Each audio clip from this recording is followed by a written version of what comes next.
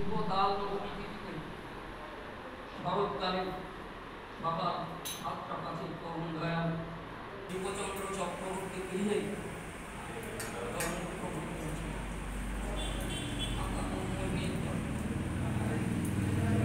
সেই সময় পদ্মায় ছেলেরা মাছ ধরছিল।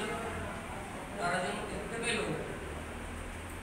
আকাশ থেকে একটা আলো দিয়ে পদ্মায় সেই সূর্যচন্দ্র চক্রবর্তী বাড়ি। তারা আপন আপন করে ছুটে গেল, চেয়ে দেখছে সদ্যজাত একটা শিশু মুন্ডিত মস্তক, মুখে সেই হাসির ছটায় সারা ঘরটা আলোকিত হয়েছে। দিব্য আলোকের ছটাটা হচ্ছিল অঙ্গের থেকে। আর তিনি যখন এসেছিলেন, আমরা জানি 12 মাস উত্তীর্ণ করে তিনি জন্মগ্রহণ করেছেন। রাত্রিরা সবাই এসে তারা রাত করে